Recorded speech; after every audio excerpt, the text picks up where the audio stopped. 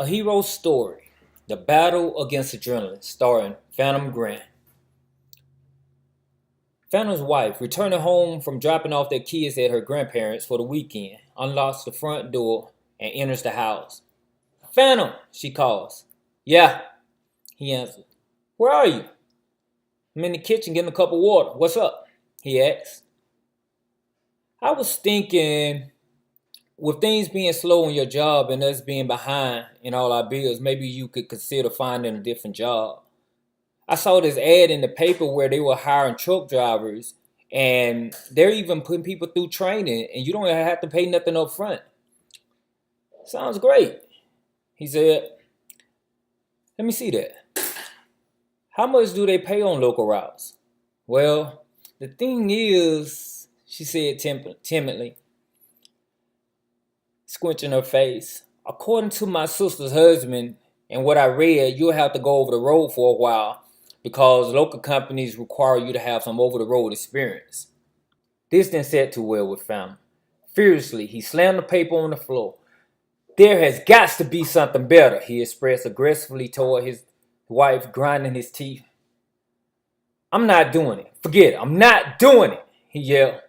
As he stormed out of the house, he got in his car and slammed the door. After banging his head and hands on the steering wheel a couple times, he started the engine, violently jammed the gear in drive, and squealed off his tires as he drove off. About a half hour later, he pulled up at his instructor's class, but no one was there.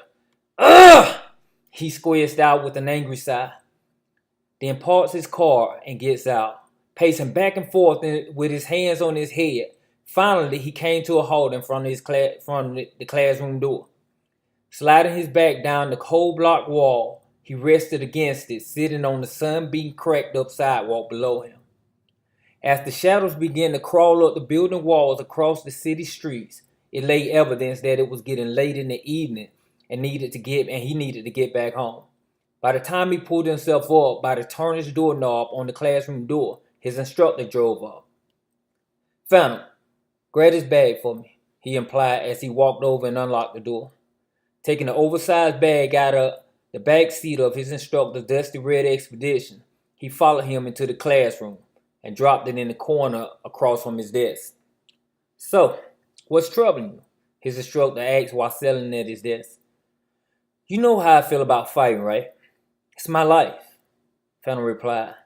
"Well, right now I'm struggling with a crisis because of this stupid economy, and the only decent paying jobs left are truck driving and those that require some sort of degree, but I don't have a degree and don't have time to get one.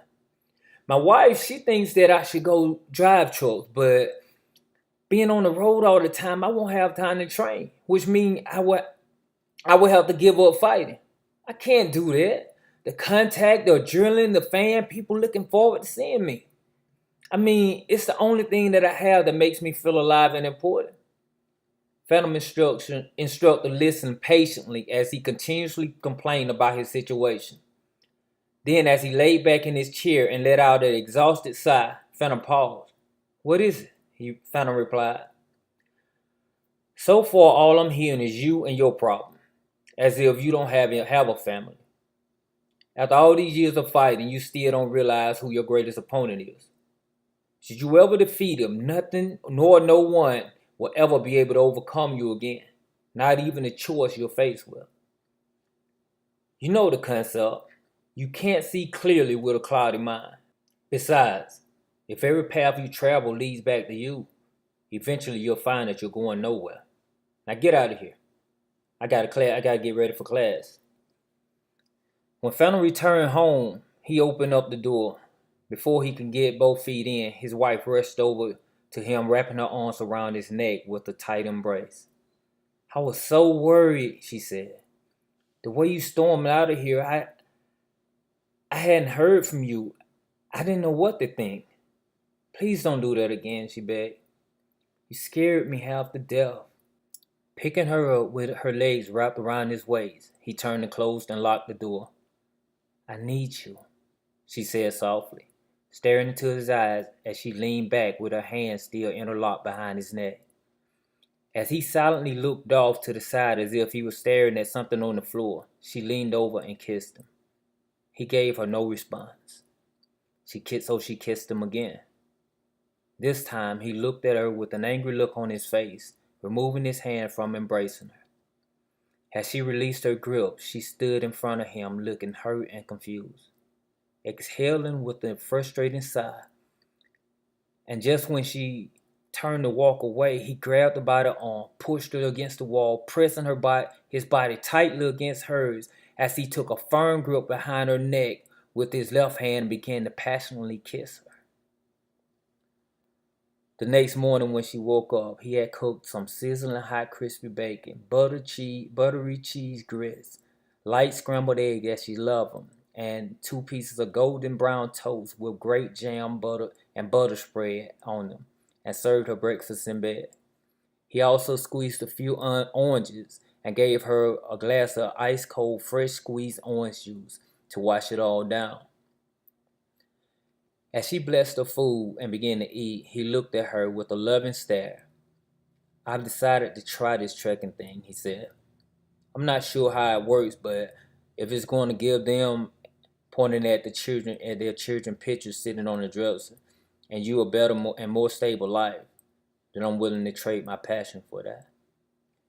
That next afternoon, Phantom came to his wife. "Baby, guess what?" "What?" she replied, with a slight smirk on her face.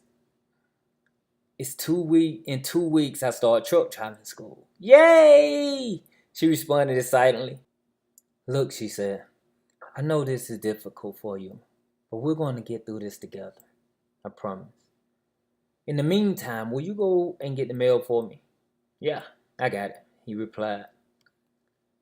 When Phantom opened up the mail that belonged to him, his mouth flew open and was breathless for a moment. "Baby, baby," he yelled, running back to the house.